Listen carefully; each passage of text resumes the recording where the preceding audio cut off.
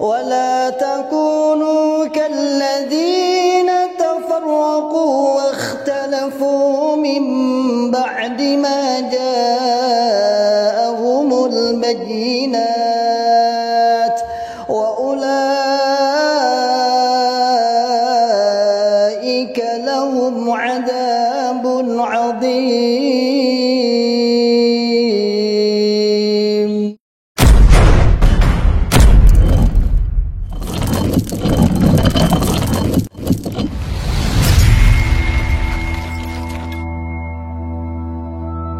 Singkat padat ya, tepatnya sampai 15 menit.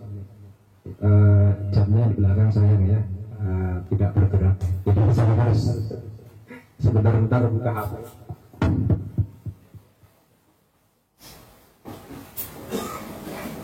Tidak cocok. Sambilan 3-2. Baik, Namun, jazakallahu khairan, Dokter Khalil Rahman. Kita lanjutkan berikutnya narasumber kedua dari KP3MI Pusat kepada Profesor Drs. Firdausyam. Waktu dan kesempatan saya berikan sepenuhnya. 15 sampai 20 menit.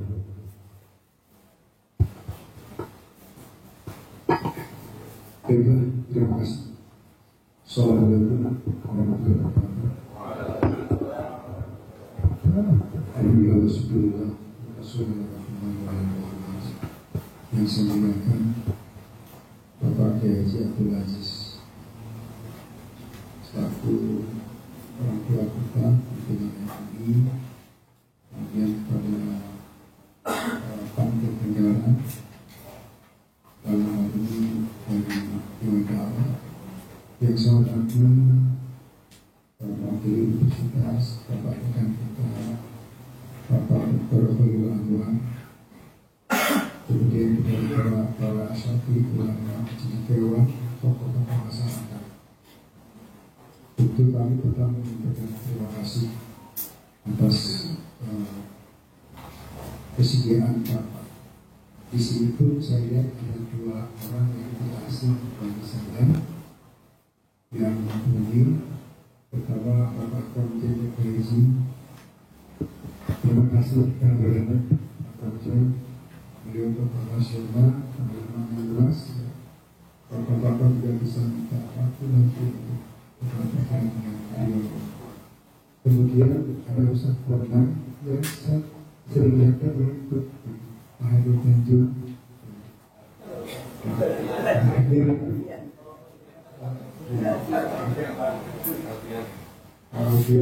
Bagian beliau usahakan soal PKI Indonesia. Kalau dengan soal beliau, terima kasih. Kita sama-sama punya tugas dalam rangka menjaga maruah umat dan para hadirin sekalian. Saya diminta pembicara pertama, memang saya menyampaikan kepada rekan sahabat saya Pak Kiai berikut ya, Pak Yali. Saya akan menyampaikan kerangka kerja berat MUI terhadap hal yang disampaikan pada hari ini. Komunikasinya perlu disampaikan informasi dulu agar kita bisa memahami. Setidaknya kita bisa menjadi orang yang sabar dalam berjuang. Karena saya sering ditanya bagaimana hidup gitu ya. Nanti untuk hasil kajiannya dalam bentuk buku bayan dan Pak IDBG adalah langkah berikutnya setelah tertibat ini, bagaimana kemudian mengelola RII, bagaimana yang ke depan ya, sesuai dengan arahan pimpinan RII. Pertama saya sampaikan begini, pengalaman kami bapak-bapak, saya tidak menyebutkan secara rinci ya, satu ulama saja kemudian beberapa tadi persoalan jamaah aliran kelompok yang menimpa organisasi Indonesia itu bukan persoalan baru. Itu satu.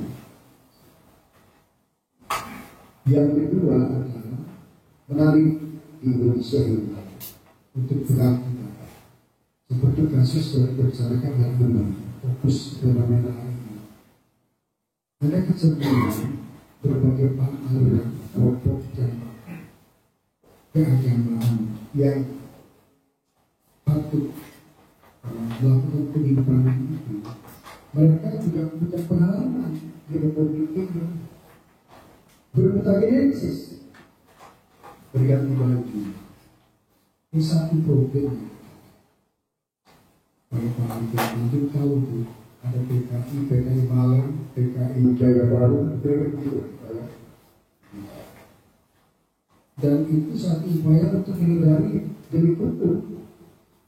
Ya, itu memang cara mereka menurut saya.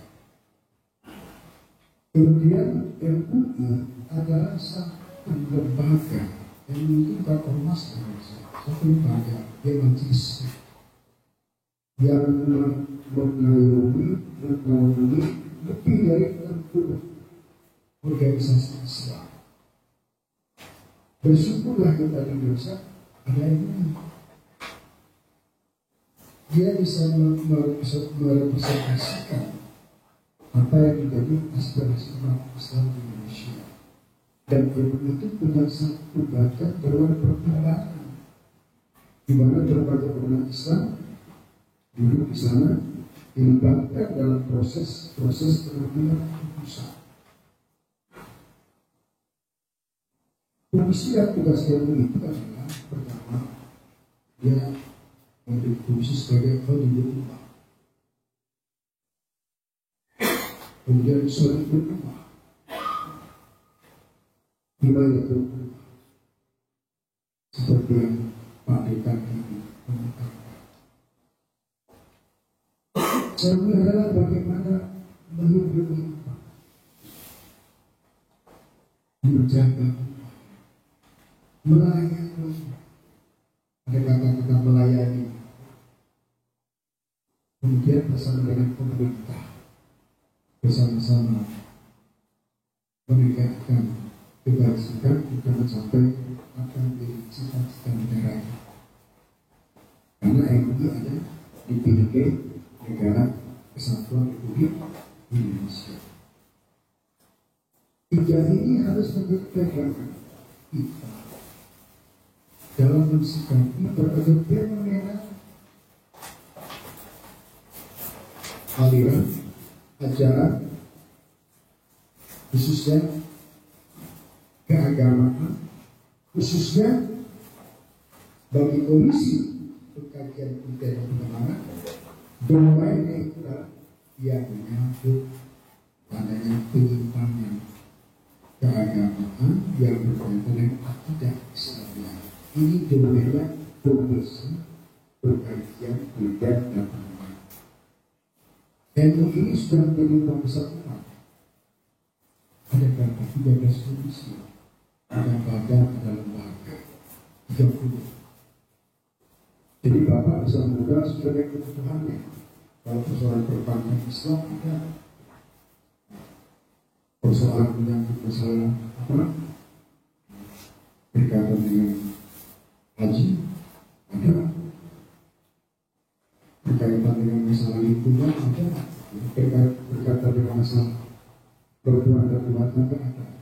Saya gambaran bersama yang hadir komisi pengajian dan komisi pengajian yang ini spesifik. Dia mengkaji persoalan-persoalan menyangkut penyimpangan, penyesatan aliran yang menyimpang dan aliran sesat, termasuk propaganda tugasan komisi. Ada sekitar 46 anggota di komisi ini. Ada kedua, saya sebut kedua, kita punya pokja. Yang keempat, yang ditangani oleh komisi kami itu bukan hanya persoalan ini, banyak sekali, dan kita bergabung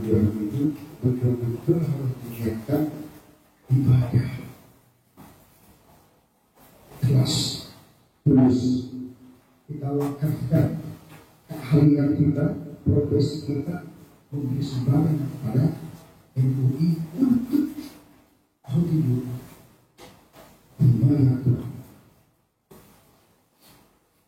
Semoga orang yang berubah walaupun jauh. Ini penting sekali. Penduduk Indonesia itu 280 juta. Islam itu sekitar 87,1%, hampir 90%. Jadi sekitar 240 juta itu penduduk agama Islam. Kita terbesar. Dan di Indonesia ini satu-satunya negara di dunia itu yang memiliki ormas paling banyak. Karena saya dulu dari luar pakar ada 500.000 ormas per 2024 akhir. 500.000 ormas. Saya itu paling baik setelah pada dasar luar negeri nggak ada itu. Sampai 500.000. Di Jakarta 35.000 ormas. Lebih banyak ormas daripada RT. Itu. Ini memang umat Islam di Indonesia itu dengan tradisi punya betul. Kalau sudah kumpul pasti punya cita-cita. Dan kadang-kadang cita-citanya banyak Pak. Ini sedikit berbeda. Di ormas A jadi ketua, ormas B dewan pakar, ormas C pembina, ormas D penasehat. Kadang-kadang ini ormas kan beda-beda ya, visi-misinya. Jadi saya bilang satu orang cita-citanya banyak, maunya banyak. Ya kadang-kadang kalau maunya banyak itu mulai agak orang tua bilang itu apa kalau belok-belok itu. Jadi pemikirannya kadang-kadang jadi belok-belok munculnya agak sesat. Maka orang Indonesia itu ilmu otak-atik itu takut. Jadi kadang-kadang agama punya otak-atik di visi masa. Saya pakai bahasa Jawa Pak.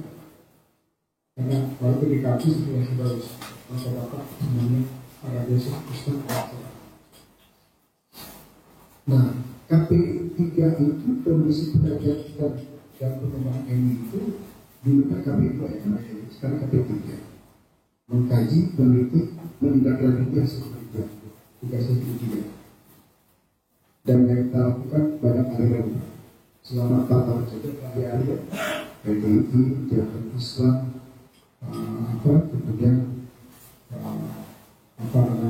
Bahai, di lingkungan berkehidupan, kemudian Al-Faiz Al-Doktor, belum lagi sekarang ada penceramah-penceramah yang nilai-nilai jadi itu banyak sekali karena tadi yang sebelum itu juga sama dengan tenaga 40 orang dan kita meluangkan waktu karena tujuan kita adalah amal jariah untuk menjaga akidah bangsa. Nah, Pak Alfian dan teman-teman Pak Profesor Mahfud, ternyata setelah saya amati dari berbagai riset tentang saya belum masuk ke EDI Pak ya, nanti EDI-nya Pak ya. Saya sebagai ketua komisi memberikan gambaran tentang figura aliran sesat Indonesia atau karakteristiknya. Yang pertama itu adalah yang perlu kita harus amati bahwa karakter munculnya aliran sesat Indonesia itu hampir sama. Karakter politik. Pertama, pendekatan doktrin. Ini jangan sepotong-sepotong Pak. Tidak setiap pendekatan doktrin itu salah, tapi salah satu tujuannya pendekatan doktrin. Jadi one tracking kepada jamaah.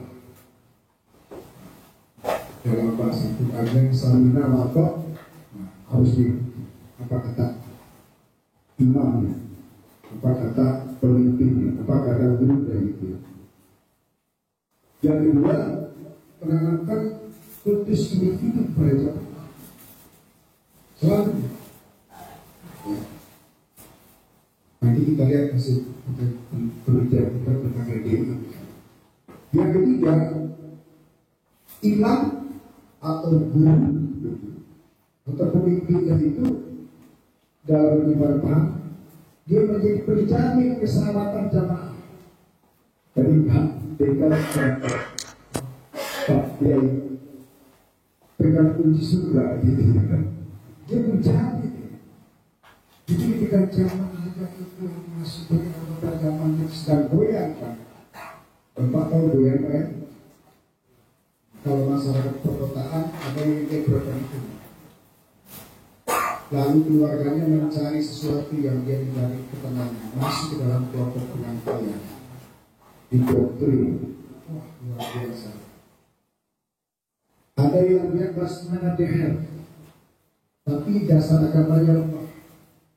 Dalam perjalanan umur Yesus, dia mulai ingin dekat kepada Allah Subhanahu wa Ta'ala, tapi masuk ke dalam sebuah lingkaran jamaah tertentu yang kemudian dengan menyimpang.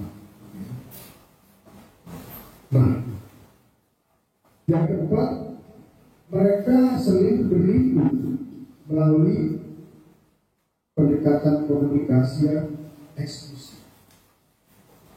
Makanya dulu jadi kawan kita Orang Suci, kemudian Pak Kiai itu mengatakan inklusif. Tadi Pak Dekan malah mengatakan apa? Ya sudah biar di sini dijalankan kayak ini. Justru kita jangan membuat baru kita dalam eksklusif. Nah, aliran-aliran yang sesat itu betul-betul eksklusif. Yang kelima, memanfaatkan jamaah untuk digerakkan mendapatkan resource ekonomi melalui imam diikat dalam bentuk ikatan kewajiban untuk memperkuat. Kalau pakai konsep sosiologi itu ya itu dikatakan untuk memperkuat solidaritas kita, diikat. Teorinya Abraham misalkan. Kemudian yang keenam ada jawaban yang saya catat selama di KP3. Pimpinan jamaah memandang jamaah yang di luar kelompok itu adalah bahkan ada yang sampai mengkafir. Yang ketujuh, penyebaran dan perlindungan dengan melakukan pendekatan pengaruh, memanfaatkan tokoh dan ucapan. Jadi kelompok ini dia untuk mendapatkan legitimasi, untuk mendapatkan kekuatan agar tidak mendapatkan perlawanan resistensi, dia melakukan pendekatan kepada tokoh-tokoh yang berpengaruh, pejabat. Sehingga saya ingat seperti zaman Belanda ya, politik etis. Belanda kasih kita titik yang pribumi seperti mereka melawan politik balas utama. Jadi pakai disekat, sungkan untuk kemudian memberi hasil dan peringatan bahwa ini menimpa. Karena ada balas pendidikan. Kemudian penyebaran bagaimana menjaga kepentingan kelompok jamaahnya, maka terhadap mereka yang dianggap melakukan tindakan resistensi. Jadi kalau ada jamaahnya yang sedang berada itu karena ragu diri keluar, itu dilakukan tekanan psikologis, tekanan fisik, teror, ancaman. Bagi jamaah yang keluar itu berposisi status sosial tinggi itu tidak masalah. Tapi bagi saudara kita yang berstatus sosial rendah, tingkat rendah, ekonomi rendah, jaringan sosial rendah, maka mereka jatuh. Bahkan hasil penelitian mereka tak mau menceritakan masalah ini problematiknya. Jadi Bapak jangan salahkan orang jamaah yang dia keluar dari orang sesat atau dia tidak berdaya, kemudian kita coba ekspor, dia tidak mau mengeluarkan pandangan, itu ada persoalan-persoalan yang harus kita pahami, termasuk tekanan udara psikologis dan sebagainya. Bahkan diputuskan dengan keramatan. Kalau itu saya kira mantan PBB sudah tahu semua. Bukan hanya jamaah ayat ya, tapi bahkan dengan keluarga, dengan tempat ya, diasingkan gitu ya, dan sebagainya. Apa yang bisa kita simpulkan adalah ini sangat berbahaya bagi ukhuwah Islamnya, ukhuwah watannya, ukhuwah basyariah yang itu justru menjadi pilar contoh umat Islam di dalam tatanan masyarakat internasional. Saya mohon maaf apabila kalau waktu saya sedikit ya kita mungkin Bapak bertanya kok kita bicara ukhuwah sampai kita dunia. Jujur saja Pak, dari sabab pada saya tidak saya sosiologi, umat Islam dunia berharap kepada umat Islam Indonesia untuk menjadi pemimpin. Timur Tengah sudah hancur Pak, Mubaizir, Irak, Syria, Libya, Lebanon, Palestina, Mesir, negara Arab yang berdaya di bawah ketiak Amerika.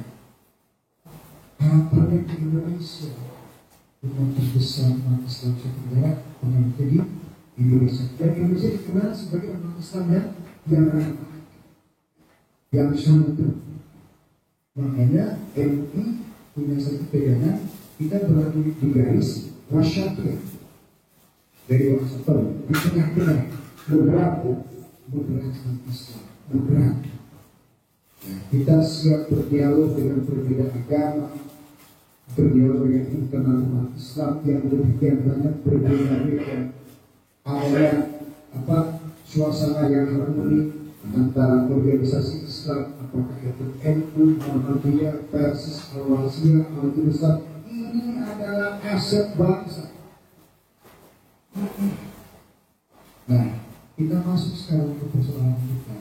Jadi, ketika ada saudara kita, KPK bilang saudara kita, janganlah beralasan. Maka kita harus bagaimana merumuskan, bagaimana memberikan satu penjelasan kepada mereka agar kembali ke jalannya. LDII, saya belum bicara di sini, Pak. MUI itu sudah melakukan pengamatan terhadap LDII itu sejak tahun 2018.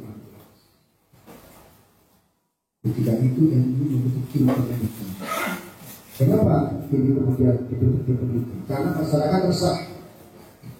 Jadi ada pengaduan dari daerah, itu dari ilmu daerah, pengaduan melalui media, itu terjadi konflik di bawah, ya, berbagai persoalan yang menimbulkan reaksi daripada agresif ketika di bawah. Maka MUI kemudian menurunkan surat keputusan membentuk tim peneliti yang pada waktu dibentuk oleh Bapak Amal Zata sebagai timnya. Maka kemudian di 2018 kemudian dalam periode keputusan MUI yang terakhir sekarang ini dari 2025 kita kemudian melakukan kajian hasil penelitian itu, maka kita sudah bukti yaitu dengan melakukan konfirmasi dan verifikasi kepada pimpinan LDII. Jadi cara kita itu, jadi kita lakukan penelitian di lapangan, tetapi kita minta penjelasan kepada pimpinan LDII yang pada waktu itu di bawah pimpinan delegasi yaitu Pak Kris sekitar 10-15 orang yang terjadi. Setelah mereka memberikan penjelasan bahwa kami seperti ini dan seperti ini, kami ingin melaksanakan paradigma baru, kita sudah ada data Pak. Ini kita sudah lakukan kajian data dan fakta. Kami tanya kepada mereka, kemudian kami juga terbang untuk menanyakan kepada mantan LDII. Kita cross check kalau ini disiapkan, kita sudah melakukan. Jadi kita tidak terbuat, kita berbuat ini. Ketika mereka mengatakan, Pak, kami sudah melaksanakan para apa? Kita punya apa? Dari siapa? Akhirnya melakukan penandatanganan wujud hilang. Mereka bersedia dengan sejumlah kurikulum. NDI tidak mengakui Abdul Aziz sebagai imam. Poin 1. Ditandatangan oleh Pak Kris, tentu ya. Yang kedua, NDI mengakui belum melaksanakan paradigma baru. Yang ketiga, NDI berjanji melaksanakan paradigma baru secara sungguh-sungguh. Biar tepat NDI siap dibina bersama MUI dan di daerah untuk ormas-ormas Islam. Yang kelima, NDI bersedia menerima konsekuensi apapun jika kemudian ditemukan bukti belum melaksanakan paradigma baru. Yang kelima belum melaksanakan konsekuensi. Pak Mukaji orang penting tahu itu ya. Kalau ngangkat orang ditegur dulu Pak ya. Kedua disetir gitu kan. Apalagi menyangkut masalah keyakinan Pak. Kita kan ingin saudara kita selamat. Barang-barang masuk surga. Jangan langsung kita berkesan neraka. Ini terakhir. Karena itu MUI membentuk tim dari kelas komisi, kita katakan ada komisi hukum, komisi ekonomi, komisi perkeluargaan anak, komisi dakwah, komisi pendidikan, LPPID, komisi uang, komisi info. Ini luar biasa Pak. Karena hasil kajian kita itu persoalan LDI bukan hanya penyebaran kita. Ada persoalan hukum, ada persoalan ekonomi, ada persoalan kekerasan, ada perempuan dan anak. Data ini ada semua di kita. Tapi cara kita mengatasi ini harus taktis dan strategis. Kenapa? Tidak semua masalah yang kita temukan itu tidak berada dalam domain MUI. Domainnya dari penegak hukum, di pemerintah, di kejaksaan dan sebagainya. Tapi kita membantu kita. Nah, kemudian pimpinan MUI mengambil keputusan karena mereka bersedia dibimbing kembali ke paradigma baru, maka kita lakukan pendekatan yang disebutkan shock approach. Pendekatan shock berubah itu tahun 2023. Nanti 2023. Ternyata kita turun ke lapangan, ke Wali Barokah, ya begitu. Apa? Dalam sejarah tim pendidik bisa memimpin sholat menjadi imam itu ketika kita datang di rumah kita. Tapi ini saya ada banyak Pak Ali jadi khotib, kemudian ketua MUI jadi saya itu menjadi imam.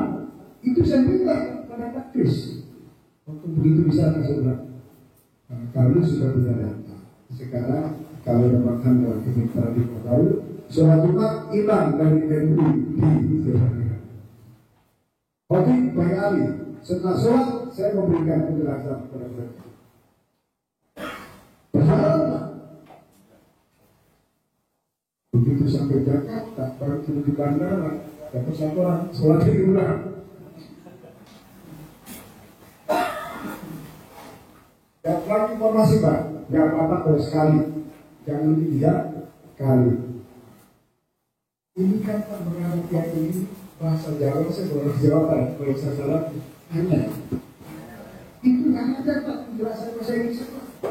Itu yang ada Indonesia hanya. Saya dari kamu sudah ada. Kalian orang Indonesia, ya. Angel, beda dengan ribet. Ada bahasa Inggris apa? Tapi angel itu kekayaan bahasa Sunda, bahasa Sumatera kita tuh kadang-kadang tidak bisa dijelaskan, bisa dirasa, tapi lebih baik itu merasa dulu. Tidak tidak. Tapi nyambung masuk hati. Nah, sehingga saya paham suatu ketika saya dikontak sama teman-teman di ini, Pak ini jadi imam. Dia ini sekali, kebakar sekali. Oh, di Indonesia memang mereka mentoleransi 3 kali. Tapi dari informasi ya, kok nggak 3 kali gitu Pak. Jadi kan dari pendidik itu sudah mengangkaikan Pak, pasal itu mengangkaikan. Mereka nggak tahu kalau saya itu miliki. Miliki itu kan berdiri dengan formal. Oh, dengar informasi sampai 3 kali. Jadi mereka bilang apa-apa.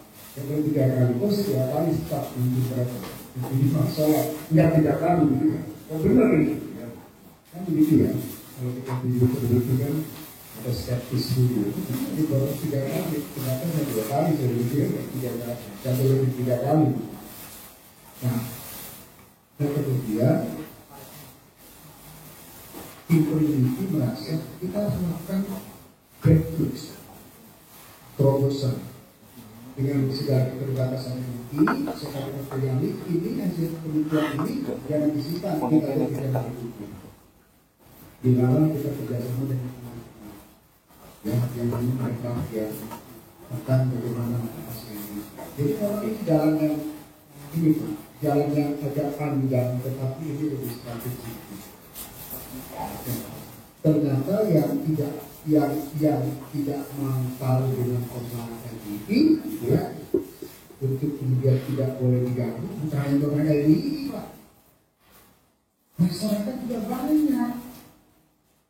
Saya ini jadi dosen di kampus saja ada mahasiswa, Pak ngapain sih PNI musuhnya LDI? Padahal kita mau LDI. Dan menyangkut soal HAM, ini problem, Pak. Oleh kami saya katakan lakukan sosialisasi pertama kita jelaskan untuk masalahnya, ya. Dan biasanya kan sangat gencar melakukan pendekatan kepada pejabat dan tokoh sehingga publik melihat masa ini tidak ada masalah, jadi tidak baik, padahal ini ada masalah. Nah ini salah satunya ini. Ini kita lakukan sosialisasi melalui perdebatan ini yang terjadi sehingga masyarakat kelas menengah paham, bukan saja tahu tentang ini, dia tahu tentang, dia paham tentang ini proses apa. Lalu demikian terakhir dari saya, MUI memberikan satu target. Jadi diberikan tugas strategis dakwah, pembangkangnya Pak ini sudah itu sebagai pangkal Panglima Komando Operasional. Beliau diberi waktu dibantu dengan lintas komisi itu melakukan pembinaan. Nanti Bapak akan menjelaskan pembinaan. Saya kali menjelaskan isi itu, Pak Yudi menjelaskan pembinaan.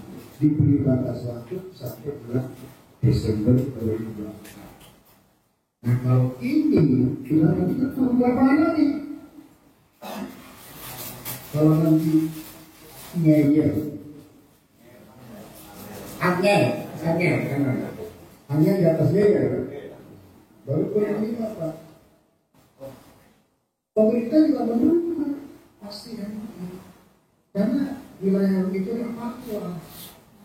Kalau fatwa turun, eksekusi siapa? Bukan yang beli kan? Eksekusi kejaksaan, dilarang, dilakukan baru aparat polisi. Itulah organisasi negara.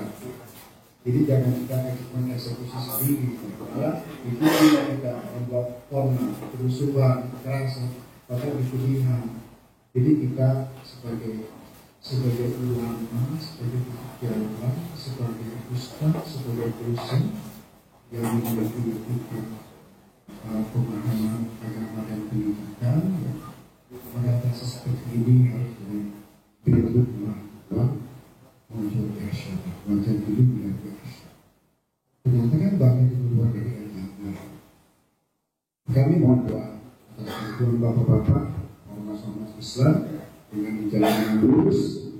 kita istiqomah, insya Allah. Dan satu hal yang saya sampaikan pertama, kita kalau menghadapi sesuatu yang bukan, nggak boleh takut. Yakin, Allah dilindungi kita. Itu saya ingin sampaikan. Kadang-kadang saya agak ragu juga sama teman-teman di Pak. Pak nanti ada namanya dari kalau kita bilang sudah ingin menjadi pejuang, harus terus ya Pak. Tapi kalau kita sering mengatakan diri kita ikut membela negara, melindungi umat, dan kita punya yang kita ini, ya tidak mengatakan ini Pak, di MUI itu jangan dikira sebagai ulama kiai Pak. Saya tidak perlu bukan kiai Pak. Mungkin saya akan diisi. Saya profesi saya lebih pada metodologi. Saya ahli ke tasawuf. Nah, di Subandi dakwah. Di MUI itu banyak kali memang saya mendukung karena itu ada Islam juga. Nah, saya lakukan itu yang saya.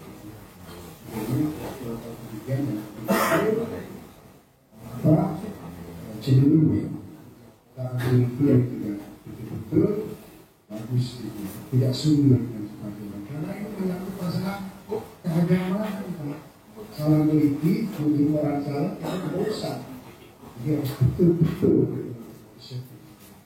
barangkali itu dari saya Pak Moderator saya tutup dengan pantun kan sekat kan habis tidak ada ikan panas jadi setelah kita habis tidak berkali-kali habis terus. Assalamualaikum warahmatullahi wabarakatuh. Baik, jazakallahu khairan kepada Profesor Firdaus Syam ya. Saya yakin sebenarnya banyak hal ingin disampaikan ya, tapi karena waktu yang terbatas ya. Jadi harus dipadat-padatkan ya, dipadat-padatkan pun juga ternyata susah untuk memadatkan karena saking banyak dan pentingnya permasalahan yang harus disampaikan. Baik, kita langsung melanjutkan ke narasumber berikutnya, narasumber yang ketiga yaitu kepada beliau Bapak Dr. Ali N. Abdillah MA, sama dari KP3 MUI Pusat. Waktu saya berikan kurang lebih selama 15 menit.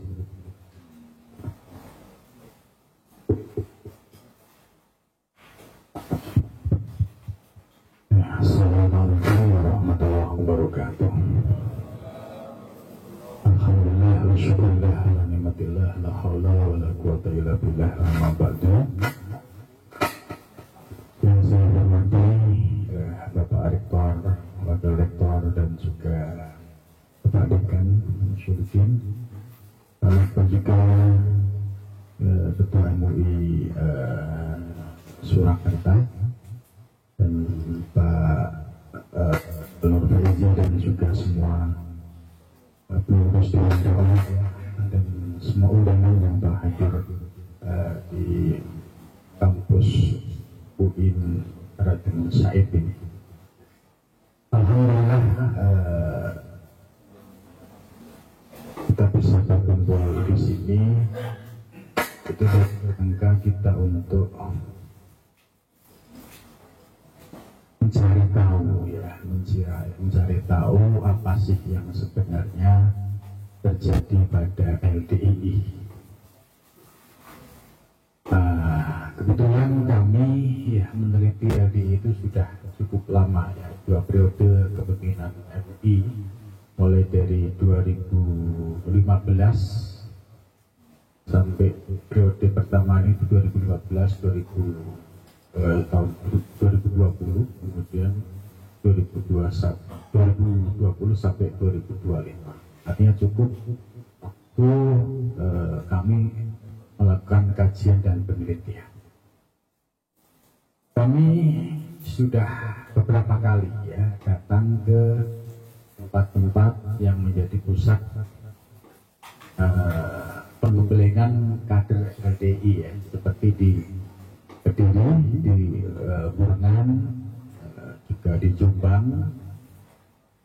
Nah, ketika kami hadir di sana atas fasilitas dari LDI, ya kami dijamu ini atur semua kegiatan kami, termasuk dulu itu saya masih ketemu dengan Ustadz Khalil yang salah satunya yang menemui kami. Ya alhamdulillah dari perjalanan ini, awal ini ya menurut kami ya seolah-olah nggak ada masalah, gitu kan. Karena kami juga dibawa ke sebuah ruangan perpustakaan yang mereka menyampaikan ini adalah kitab-kitab yang menjadi rujukan kami. Nah, kami satu sisi ternyata bagus, tapi sisi lain tapi kok di luar katanya nggak begini. Rasa ingin tahu inilah yang kemudian terus mencoba untuk menggali.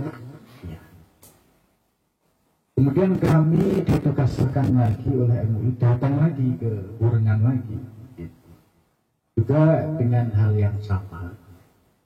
Terus ditambah kami diajak ke kelas-kelas, bagaimana sistem pengajarannya itu ya, menggunakan kitab-kitab hadis, kemudian dimaknai ya, menggunakan makna pegon.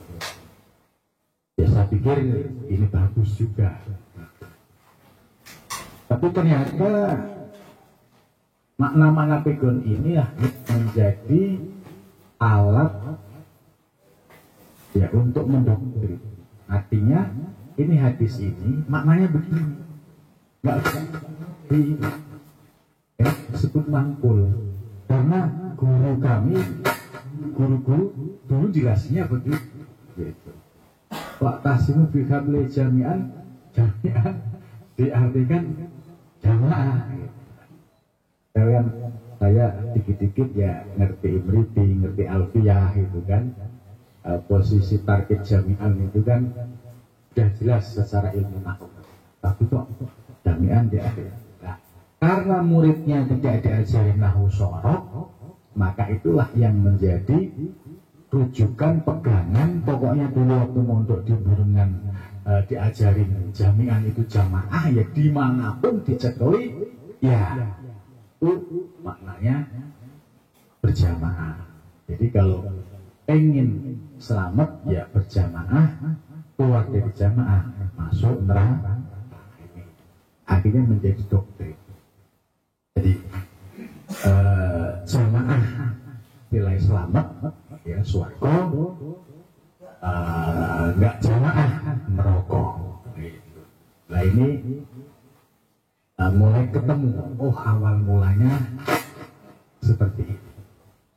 Nah kemudian tidak berhenti. Ya. Kemudian berikutnya yaitu doktrin baiat. Ya.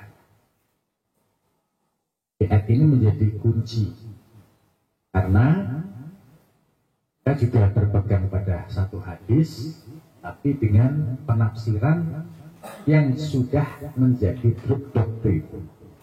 Tafsirannya ya begini, kalau kamu nggak berbaiat dengan imam, ya kamu sesat dan merokok. Gitu. Bahkan ada video dari pimpinan mereka yang menyatakan NU Muhammadiyah itu juga sesat dan merokok.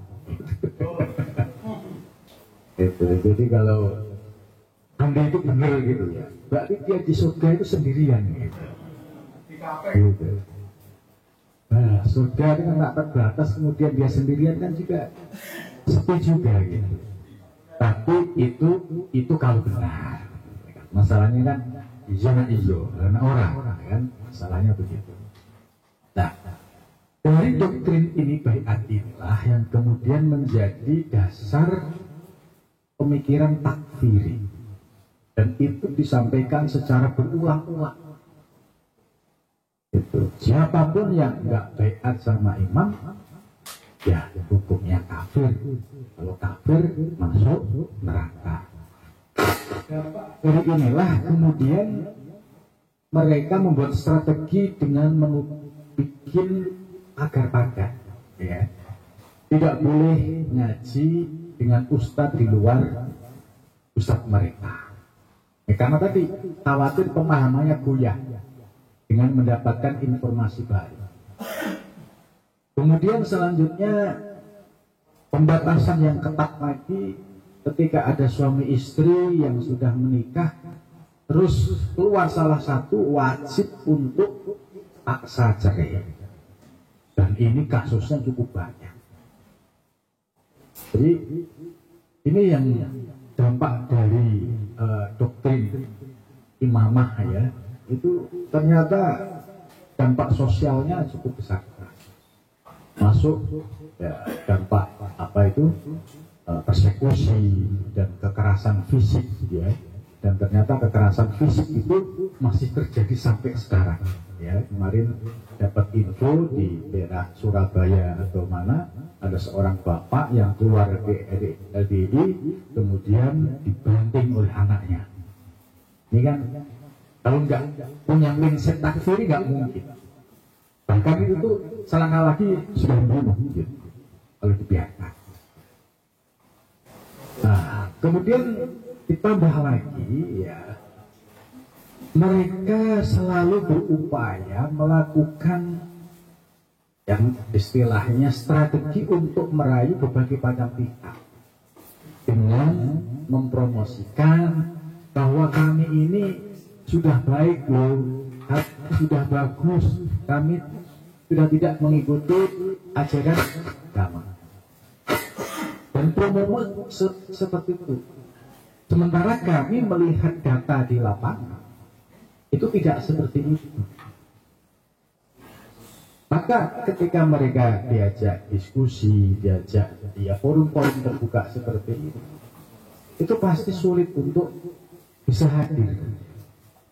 Karena akan ditelanjangi, sebab mereka menyembunyikan sesuatu yang batil, sesuatu yang batil kemudian dikemas seolah-olah benar. Nah, kemudian yang perlu kita waspadai bersama dari gerakan-gerakan ini, yaitu ya pembodohan secara massal.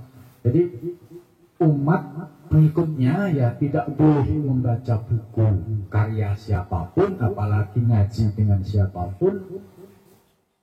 Kalau toh ngaji ya hanya versi ustadz mereka, dan mereka menjadikan imamnya yang tidak memiliki latar belakang pesantren, perguruan tinggi, ya. Ini menjadi sumber agama.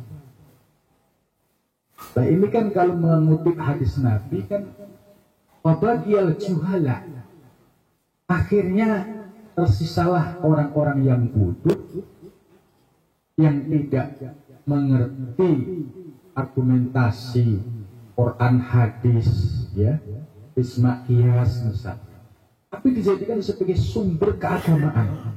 Ketika ada persoalan-persoalan baru ya itu pokoknya ya nunggu dulu Mbah Imam gitu. Ya, pokoknya dulu Mbah Imam. Sementara dulu ini tidak memiliki standar untuk menjadi seorang istilahnya mustahid yang beristihad atau mufti. Karena ya kita bisa melihat sisi latar belakang pendidikan, kemudian dari sisi itu pun sudah kelihatan. Maka wa'aftu bighairi ilmin, dia akan berfatwa, dia akan berpendapat tanpa ilmu. Nah ini yang sangat menyesatkan itu di sini. Maka ya apa yang kita lakukan ini tidak lain sebagai dakwah untuk memberikan pencerahan bagi orang yang ingin terselamatkan, ya misalnya ngintip-ngintip di YouTube, ya bener nggak sih ini? Kok bener? Kok nampaknya bener juga ya? Terus mencoba mencari perbandingan lagi, kok ternyata di sini tidak sama dengan. Akhirnya muncullah ya teman-teman yang aktif di sana dan merasakan ya doktrin LDI, akhirnya diberikan keterbukaan oleh Allah, ya bisa melihat yang hak secara hak. Nah, dakwah inilah yang harus kita sampaikan, ya, baik kepada orang-orang yang masih ada di dalam, ya harapannya mereka terbuka wawasannya. Ini loh Islam yang sesungguhnya itu nggak seperti itu. Kamu itu didoktrin dengan ini, tujuannya ya, tujuan akhir dari semua doktrin itu ya, kalau kita simpulkan ada di Isrun. Isrun itu ya iuran secara rutin ya, tanpa ada melalui kelembagaan ya, seperti lembaga amil zakat dan sebagainya gitu. Nah ini menurut saya yang ujung dari sebuah doktrin itu berakhir pada kepentingan ekonomi. Maka ketika jamaahnya itu ya mantuk-mantuk saja, nah ini ya peluang masih ada. Tapi kalau ketika jamaahnya sudah mulai kritis, jamaahnya sudah mulai memberanikan diri, nah, itu resikonya ya semakin mengalami penurunan ya jumlah jamaah. Dan dampak dari gerakan penyadaran ini yang ternyata cukup luar biasa ya. Orang-orang yang akhirnya mencari jalan kebenaran. Ada beberapa kasus yang saya tangani ya, yaitu ada seorang mahasiswa, dia punya bapaknya Muhammadiyah, kemudian ibunya itu ternyata ikut pengajian LDI. Anaknya stres karena tiap hari bapak ibunya yang ada hanya berantem. Ibunya menganggap bapaknya itu masih kafir, gitu kan? Tapi dalam satu rumah tangga. Terus saya dipanggil oleh MUI untuk menjelaskan. Akhirnya tak kasih buku yang dibikin oleh Komisi Pengkajian Penelitian. Mereka bertanya anaknya, Pak, yang sebenarnya ajaran adik seperti apa sih? Nah, kalau mau tahu, ini 12 penyimpangan-penyimpangan yang ada di LDI, inilah yang menjadi akar masalahnya di sini. Nah, oleh itu anaknya bisa rabu. Nah, ini dari MUI sudah membuat buku dan ini sudah ditemukan 12 poin ya di antara penyimpangan ini. Ibu tetap di LDI atau ikut MUI? Ya, terus jawab saya ikut MUI. Akhirnya rangkulan ya, anaknya saking senangnya, kemudian setelah itu bapak ibunya juga rangkulan, saling memaafkan.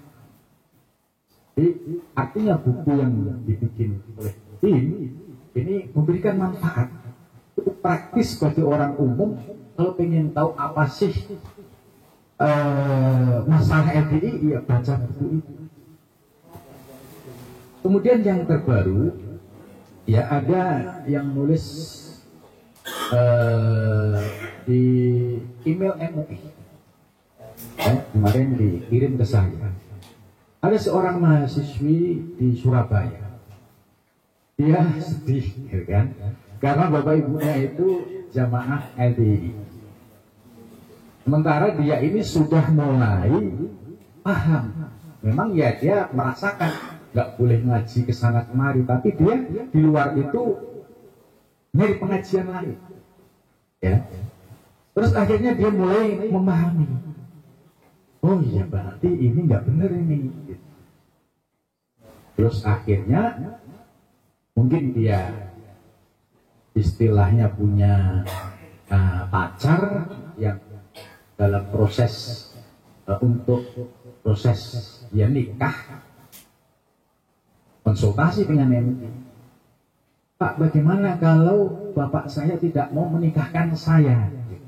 Karena calon suami saya ini dia orang non LDI. Kemudian sudah saya jawab ya, dan akhirnya anaknya ini sudah ya, oh terima kasih ya, artinya bahwa di dalam Islam ini ya tidak, istilahnya ada masalah itu diselesaikan, bukan mempersulit di dalam mencari solusi dalam masalah itu. Jadi ini jelas kalau memang bapaknya nanti diizinin nggak mau menikahkan, ya sudah ngangkat wali dengan alasan ya bapaknya yang termasuk wali mujbir tidak mau menikahkan. Apa alasannya? Ya, doktrin LDII bahwa suaminya yang sebenarnya ya bersyahadat, ya berislam, karena tidak baiat dengan imamnya dianggap masih. Jadi dampaknya sampai seperti itu. Karena anaknya ya sebagai manusia pada umumnya ya inginlah nikah secara normal, ada bapak ibunya.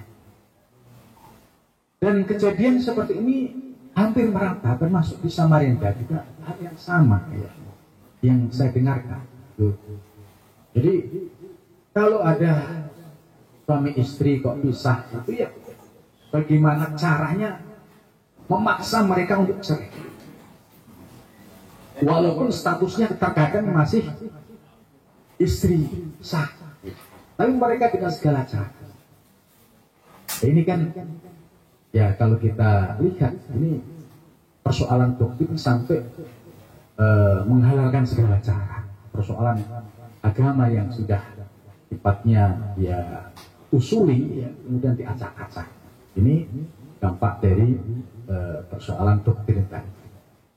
Maka dengan buku yang telah diterbitkan oleh MUI ini ya sebagaimana telah diputuskan oleh pimpinan melalui rapat Dewan Pimpinan MUI, jadi buku itu prosedurnya sudah mengikuti prosedur yang resmi, mulai dari tim pengajian, kemudian naik ke rapat Dewan Pimpinan MUI, kemudian diputuskan, kemudian sampai pimpinan umum, ya semua sudah tahu, ya buku itu ya boleh untuk istilahnya disosialisasikan, boleh untuk dikaji karena ini menjawab persoalan yang terkait dengan LDII.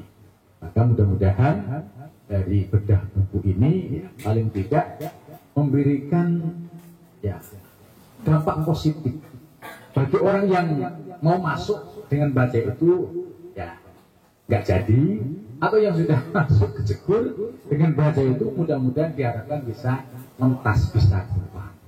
Inilah tujuan dari kita mengadakan bedah buku. Kemudian selanjutnya posisi penelitian LDI ini itu dari tim kami sudah selesai. Kemudian kita laporkan pada pimpinan MUI. Setelah itu tahun 2021 ya, tahun 2002 di Mukernas MUI seluruh Indonesia itu juga diputuskan bahwa MUI memutuskan LDI masih dalam pembinaan. Terus diputuskan waktu itu seluruh anggota LDII tidak diperkenankan untuk menjadi pengurus MUI di semua tingkatan. Itu di MUI pusat sudah, kemudian di beberapa MUI lain juga sudah, termasuk di Solo Raya ya itu sudah, termasuk di Surabaya. Ya. Tapi memang LDI juga pintar juga, dia mencari celah. Kira-kira ada mau nggak yang diajak untuk negosiasi gitu. Tapi kalau kita punya prinsip ya insya Allah kita akan bicara yang hak ya dengan cara yang hak gitu. Nah, terus 2023 kan ya itu juga diputuskan yang sama, masih dalam pembinaan. Tapi pembinaan 2023 masuk 2004 ini yang terakhir. Nah, sebagai ketua tim pembinaan yaitu Kiai Jubaidi ya, kami dan Prof. Firdaus sebagai timnya. Nah, ini waktunya tinggal bulan Desember. Maka nanti hasil kajian kami di lapangan, laporan-laporan MUI dan laporan-laporan fakta-fakta yang ada di lapangan nanti akan kami kumpulkan dari tim yang dipimpin oleh Kiai Jubaidi. Inilah yang nanti akan memberikan laporan kepada pimpinan.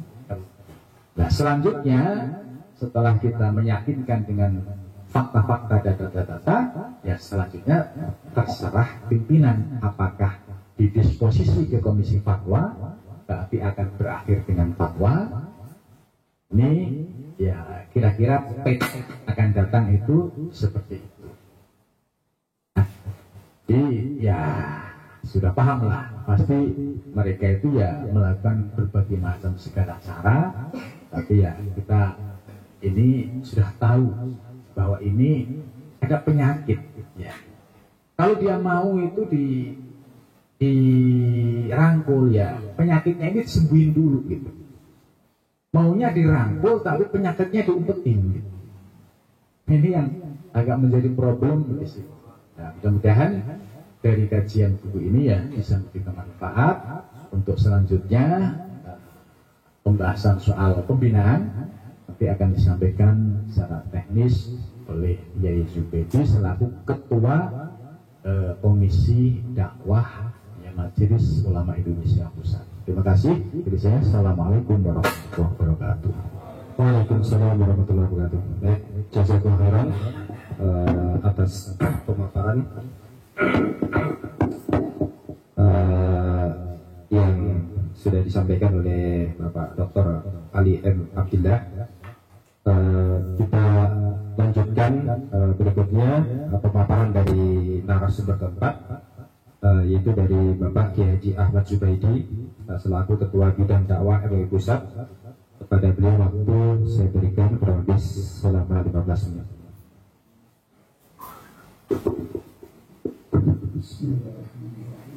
Assalamualaikum warahmatullahi wabarakatuh. Bismillah, alhamdulillah, wassalatu wassalamu ala rasulillah wa ala alihi wa sahbihi wa awala.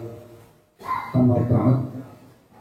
Pertama yang saya hormati Bapak Ketua Umum MUI Kota Surakarta, Bapak Kiai Haji Abdul Aziz. Dan ini kehormatan kita semua Pak, agar kita dihadir langsung oleh Kiai Abdul Aziz, Kiai Maka Sultan. Ini Pak, MUI Pusat ini menghadirkan Abdul Aziz sampai hari ini belum tercapai. Tapi forum ini alhamdulillah ini sudah dihadiri Pak. Masya Allah, luar biasa. Berkah mudah-mudahan ya, mudah-mudahan dari pertemuan sore ini menghasilkan hal yang positif yang bisa berubah ya para ulama teman-teman RBI dan betul-betul menuju para baru yang dapat bekerja di lapangan. Yang saya hormati Ketua Dewan Dakwah Islamiyah Kota Solo, Kota itu apa? Solo Raya. Ya, rekan kami Bapak Salahuddin Sutowijoyo. Juga yang saya hormati Bapak Rektor UIN Surakarta yang diwakili oleh Bapak Dekan Bapak Dr. Khalil Rahman MA yang sudah mungkin sedang istirahat atau ngopi dulu. Yang saya hormati Bapak Dekan juga sebagai wakil Pak Rektor. Jadi Pak Rektor yang kita hormati yang mewakilkan juga Pak Dekannya yang merupakan wakil dari rumah juga. Serta teman-teman semua dari Jakarta, Pak Yai, Alhamdulillah, Pak Prof, itu Pak, masih pemain juga lupa. Serta tak lupa pada para senior semua di forum ini dan alhamdulillah ada juga Pak Komjen Pol Purnawirawan Pak Nur Fauzi, ya. Saya menyerahkan juga Pak Alfian Tanjuri dulu teman saya di Komisi Dakwah di era Pak Kim Samsudin ya Pak ya. Alhamdulillah saya masih bertahan sampai hari ini dan beliau memilih jalan dakwah sendiri. Dan alhamdulillah lama tak jumpa di sini. luar biasa di pertahanan. Baik terkait dengan apa dan bagaimana LTI serta bagaimana strategi pembinaannya dari Pak Yai Firdaus, Pak Yai Aliyah sudah diceritakan semuanya, dan saya kira itu sudah menjadi catatan kita yang tidak diragukan lagi.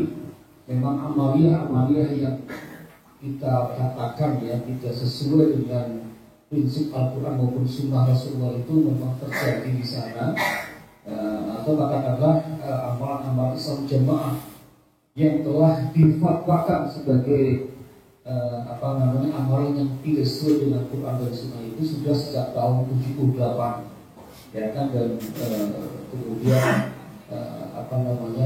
LPI ini sebagai organisasi baru yang deklarasinya seolah-olah tidak meneruskan itu, sehingga pada tahun 2006 diterima ini sebagai salah satu keluarga besar ya, dengan catatan betul-betul rujuk satu. Tetapi sudah mulai dikisahkan tadi oleh bapak-bapak ini, apa yang sudah mereka deklarasikan itu di lapangan masih belum sepenuhnya terwujud, yaitu kami hanya melihat retorika saja. Di grassroots belum ada terjadi apa yang disebut dengan rujuk satu. Namun kami juga tidak gegabah dalam memutuskan ini. Artinya kami tidak akan menyimpulkan bahwa masih begitu semua, juga tidak, tanpa ada data yang kuat. Maka dari itu tadi disampaikan Pak Ali, MUI Pusat kembali membentuk tim pembinaan LBI. Ya, tim pembinaan ini cara kerjanya tentu sudah berbeda dengan yang sebelumnya. Sebelumnya dia itu seperti ini, dan kita sudah membuat jadwal program Jumat untuk di LPI mencatat serta khusus Pak, dan kami tawarkan, ternyata juga ditolak karena itu mereka menganggap bahwa itu merupakan privasi mereka lah ya. Walaupun mereka mengatakan membandingkan masa itu juga tidak model dia, tapi kami mengatakan kalau di NU ada kamu mau ada masalah disisipkan gitu. Umpama di itu kita khotibnya Kiai Anu misalnya ada tamu yang aku dari mana, insya Allah disisipkan tidak ada masalah. Jadi demikian juga di Muhammadiyah dan di masjid pada umumnya.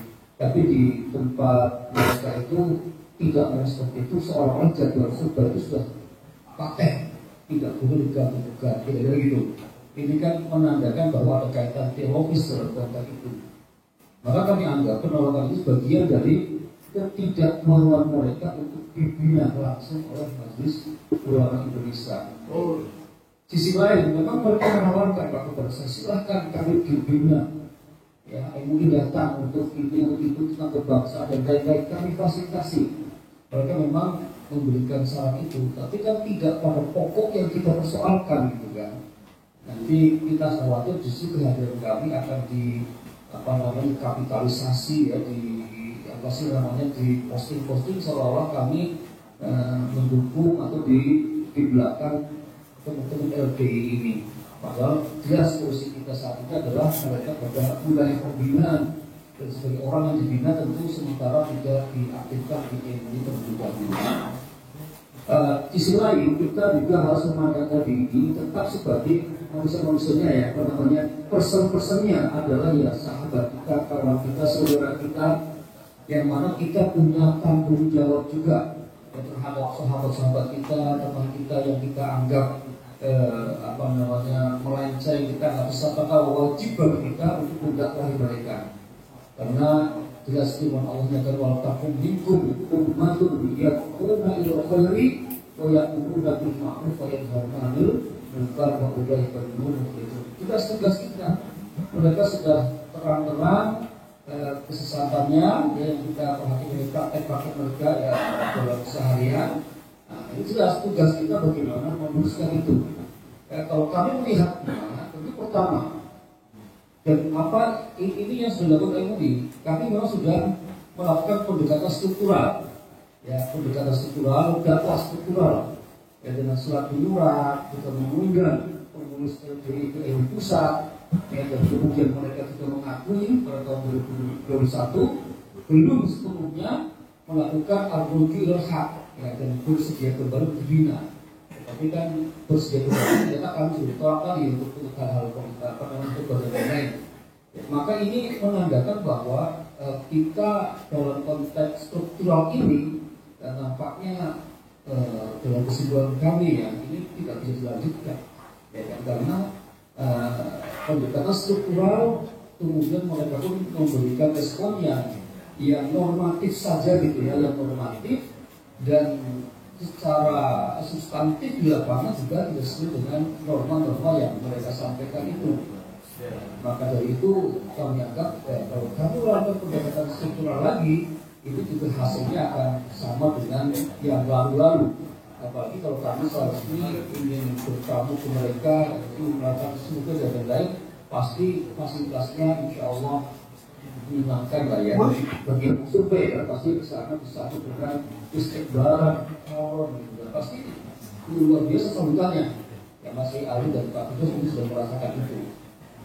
Ya, dan kalau nggak kuat-kuat, ya baik juga Pak.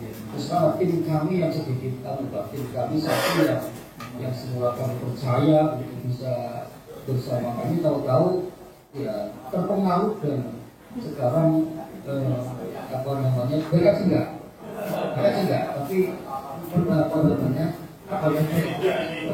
iya dan termasuk tim terus pada awalnya dan dia yang banyak berkontribusi pada buku ini. Tapi setelah pada proses sosialisasi karena perkumpulan dengan mereka, ya bisa saya tidak bisa berkata apa-apa yang jelas kemudian kesimpulan beliau itu tidak dengan yang kami harapkan. Tapi dengan terpaksa beliau tidak lagi masuk dalam tim perkumpulan ini. Dan nanti ya kalau nama saya juga nggak bisa sedikit. Tapi ada yang mirip dengan tim kami ini. Jadi itulah yang telah kami lakukan secara strukturalistik sudah kami lakukan. Maka kemudian kita pun punya tugas dakwah yang sifatnya kultural. Artinya kita semua, ya bukan hanya MUI ya, tapi semua ormas dan semua personel dai ya, tentu punya kewajiban untuk berdakwah man to man atau person to person gitu ya. Kalau ada tetangga kita yang ternyata bagian dari itu malah kita apa namanya diajak diskusi, diajak apa namanya ya kalau berdua saya nggak tahu kalau berdua apa bisa menang bisa kalah gitu ya. Ya paling tidak diundang ustaz yang lain ya Pak. Kalau umpamanya kita tetangga dan dia siap terbuka gitu ya, ya kita undang dia tidak bisa untuk memberikan dakwahnya. Terus siapapun yang punya argumentasi yang kuat. Karena kalau kita nggak punya argumen kuat, nanti kita yang mendakwahi ya khawatirnya kita yang tertarik mereka. Ya sama dengan para teroris yang di Nusa Kambangan Pak. Ya itu kalau orang-orang yang ingin mencuci otak mereka itu ilmunya kalah, ya bukannya malah si ustaz ini bisa menyadarkan malah terbawa dengan orang teroris itu kan itu. Sama juga dalam konteks ini. Ya. Tapi menurut saya memang kita butuh terus itu berdakwah di tingkat masyarakat, ya kita sadarkan mereka minimal. Kalau untuk menyerap paham ini kan tidak selalu argumentasi nakli. Dengan argumentasi akli saja banyak yang terbantahkan gitu. Ya, artinya kalau kita punya keterbatasan dalam argumentasi nakli, dalam pluralisme tidak terbatas. Dengan pendekatan akli pun banyak hal yang bisa terbantahkan gitu. Ini saya kira apa namanya bisa menjadi senjata kita dalam mengajak mereka kembali kepada jalan kebenaran. Seumpama tadi ada hal-hal yang umpamanya musuh hanya beda apa namanya suaminya keluar dari mereka harus diceraikan dan lain-lain. Ini akal sehat manapun kan nggak bisa terima. Masa gara-gara orang tuanya tidak mau masuk ya ke anggaran mereka dan anaknya masuk atau sebab dulu masuk pas satu keluar lalu orang tuanya dijotosin ya disiksa, ini kan nggak masuk akal nih. Saya kira nggak ada agama manapun yang seperti itu. Ya bahkan agama apa namanya kepercayaan yang paling apa namanya yang paling tradisional sekalipun ya nggak ada kepercayaan. Mungkin kalau bapakmu beda dengan kamu siksa, bapakmu kamu hajar, bapakmu kamu itu kan enggak. Ya. Bahkan Islam sendiri kan kalau ada perbedaan antara kita, ya, dengan bapak kita secara akidah, kan kita harus tetap mempergauli, ya kan, di suatu juga ya. Itu kan kita nggak boleh kemudian menjauhi atau bahkan menyakiti secara fisik. Itu jelas ayatnya. Kok ada aliran yang seperti itu, maka jelas-jelas menyalahi ketentuan Quran maupun Sunnah baginda Rasulullah SAW. Makanya kita punya tugas kultural tadi. Terus ya berdakwah. Ya tidak ada masalah kita kalau kita ada yang berdapatan seperti itu, ya kita ada diskusi. Yang mudah-mudahan kalau yang kultural ini berhasil ya, maka saya itu jumlahnya banyak Pak. Satu orang Muslim mengajarkan satu orang. Ya, kalau kita kalau jumlah mereka yang berapa, jumlahnya berapa? Ya, 2 juta orang aja mah nggak tuh. Ya nggak sama lah ya. Kalau umpamanya kita ada 2 juta dai yang sudah berhasil menarik mereka satu kan selesai Pak. Ya, seharusnya seperti itu. Jadi sama sekali kita tidak memusuhi mereka secara apa namanya sebagai saudara, tidak ya. Kita hanya ingin meluruskan akidah maupun kepercayaan mereka yang kita anggap menurut bukti sekalipun yang bertentangan dengan ketentuan syariat Islam. Saya kira ini yang kemudian mesti tugas kita semua. Lalu tadi secara tindakan berikutnya, karena memang tindakan struktural tidak bisa, ya alternatif tidak bisa, itu tidak bisa, maka memang pada batasan yang terakhir pembinaan kami lakukan dengan cara ya seperti ini. Kita membina orang-orang yang insya Allah ya bukan bagian dari mereka, dan saya yakin bukan bagian dari mereka, untuk supaya tidak termakan oleh propaganda aja dari mereka. Dan kemudian juga kita melakukan nanti tadi memastikan apa betul bahwa mereka sudah patuhi itu atau tidak. Ini penting Pak. Kesimpulan tim kami akan menentukan tindakan dewan pimpinan terhadap LDI. Karena itu saya akan bantu teman-teman semua supaya saya memberikan bukti yang akurat ya tentang penyimpanan terhadap LDI ini. Kami sudah melakukan identifikasi ada sekitar 20 poin. Kalau 2012 dan mungkin beberapa hal yang sudah agak rinci, sehingga ada 20 poin yang perlu kami klarifikasi di lapangan.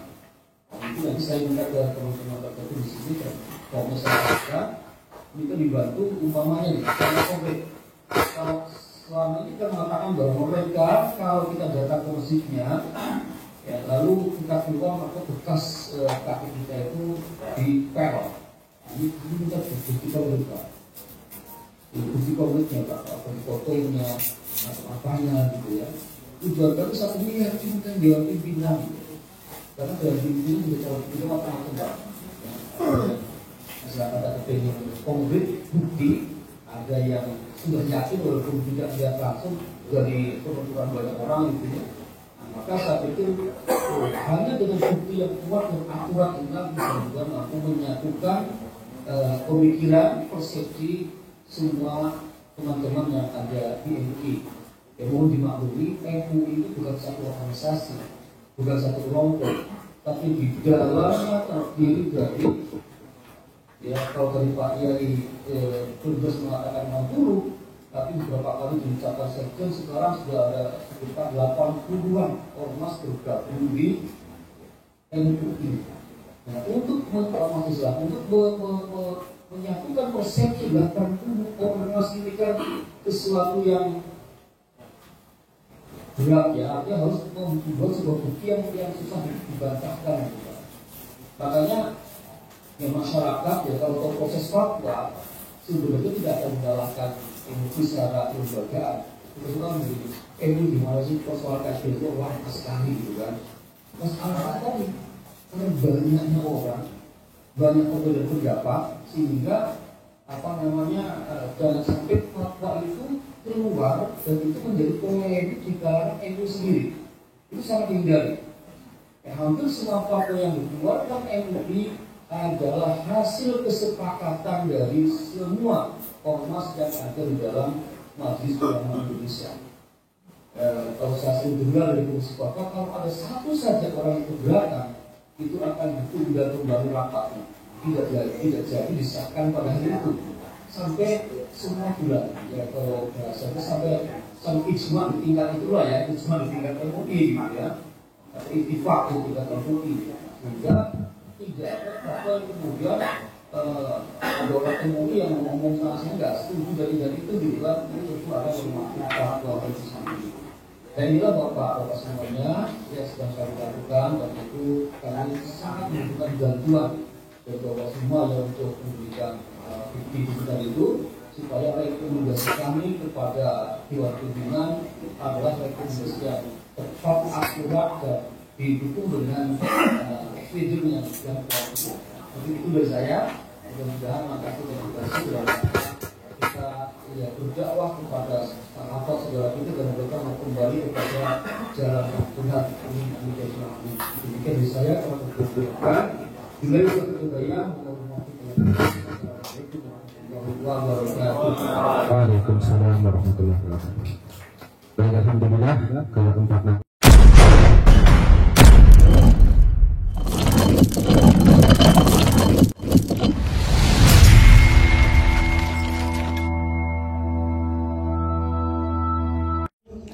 ولا تكونوا كالذين تفرقوا واختلفوا من بعد ما جاءهم البينات وأولئك لهم عذاب عظيم.